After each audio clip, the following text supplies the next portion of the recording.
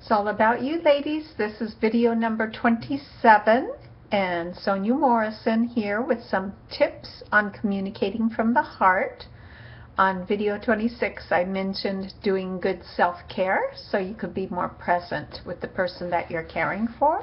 A few other ideas are to use the written language as well as being aware of the nonverbal language and using language that the person you're caring for can understand, using the same words, and simple things like making sure their hearing aid is clean and in place if they have one, and making sure their glasses are clean and available. Those are just kind of like the basics. And then sometimes you can notice things from the person you're caring for and their posture.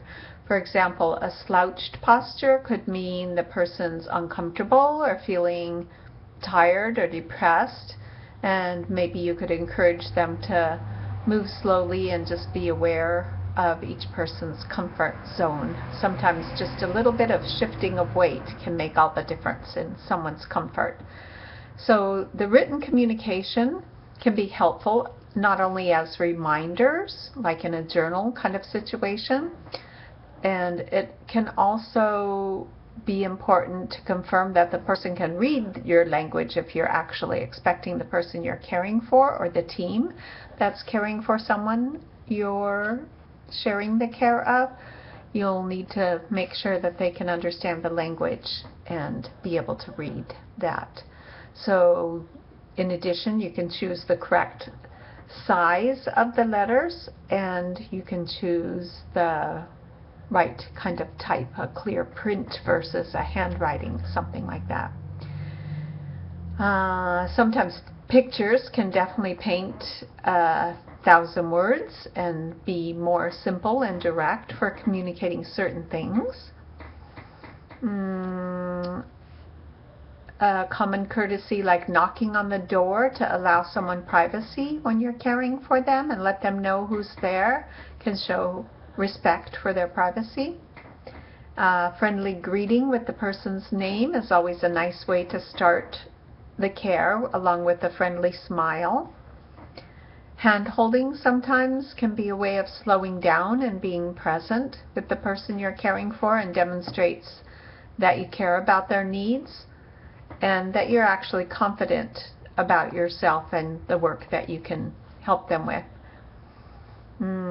Sometimes asking permission to do certain activities can allow them to feel more in control, retain control, and remembering that what people share with you confirms that you've listened well and again can help them feel cared about. So sometimes making suggestions that demonstrate that you want to help and you want them to be happy. So if you notice they're being uncomfortable by the way they're slouched, maybe you could make a recommendation or a suggestion for a different way to shift their posture.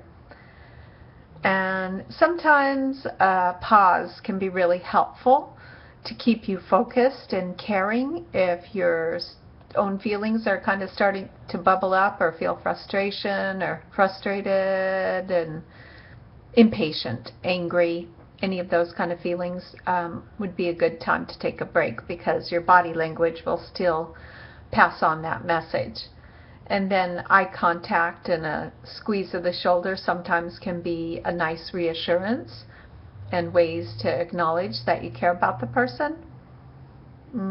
Pat on the back or a hug for some people can be helpful, and it's good to be aware of people and their cultures, because some touch is not acceptable in certain cultures. And when in doubt, simply ask.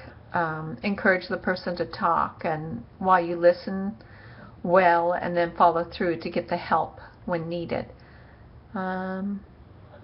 I think that's about it. If you remember what kind of hobbies and likes or dislikes they have, that can show someone that you're paying attention and that you care. And you can also ask other people in the family for ideas about how to think well about them. I think that's it for the moment. Thanks. Have a good night. Bye-bye.